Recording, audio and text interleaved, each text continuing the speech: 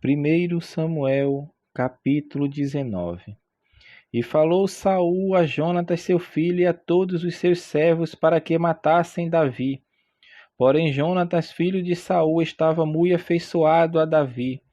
E Jonatas o anunciou a Davi, dizendo: Meu pai, Saul, procura matar-te, pelo que agora guarda-te pela manhã, e fica-te num lugar oculto, e esconde-te. E sairei eu, e estenderei a mão de meu pai no campo em que estiveres. E eu falarei de ti a meu pai, e verei o que houver, e to anunciarei. Então Jonatas falou bem de Davi a Saul seu pai, e disse-lhe: Não peque o rei contra seu servo Davi, porque ele não pecou contra ti, e porque os seus feitos te são muitos bons.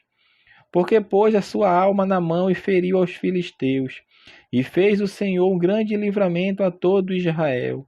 Tu mesmo viste e te alegraste, porque pois pecarias contra sangue inocente, matando Davi sem causa. E Saul deu ouvidos à voz de Jonatas e jurou Saul: Vive o Senhor que não morrerá.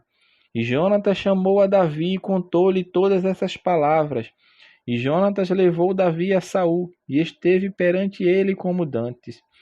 E tornou a haver guerra, e saiu Davi, e pelejou contra os filisteus, e feriu-os de grande ferida, e fugiram diante dele. Porém o espírito mau da parte do Senhor se tornou sobre Saul, estando ele assentado em sua casa e tendo na mão a sua lança, e tangendo Davi com a mão o instrumento de música. E procurava Saul encravar Davi na parede, porém ele se desviou de diante de Saul, o qual feriu com a lança a parede. Então fugiu Davi e escapou naquela mesma noite. Porém Saul mandou mensageiros à casa de Davi, que o guardassem e o matassem pela manhã. Do que Mical, sua mulher, avisou a Davi, dizendo: Se não salvares a tua vida esta noite, amanhã te matarão. Então Mical desceu a Davi por uma janela, e ele se foi, fugiu e escapou. E Mical tomou uma estátua, e a deitou na cama, e pôs-lhe à cabeceira uma pele de cabra, e a cobriu com uma coberta. E mandando Saul mensageiros que trouxesse a Davi, ela disse: Está doente. Então Saul mandou mensageiros que vissem Davi, dizendo: Trazei-mo mesmo na cama, para que o mate. Vindo, pois, os mensageiros, eis que estava a estátua na cama, e a pele de cabra à sua cabeceira.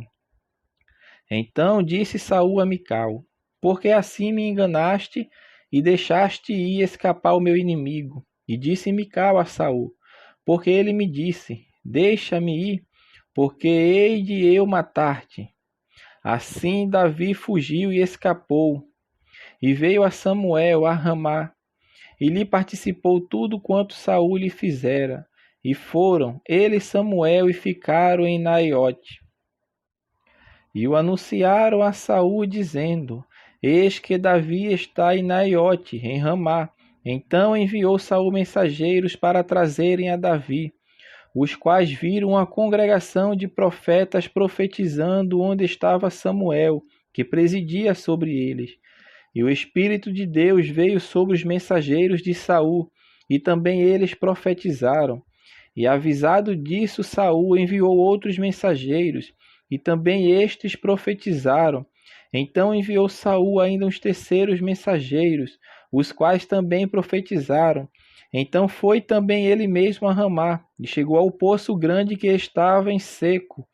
E perguntando disse: Onde estão Samuel e Davi?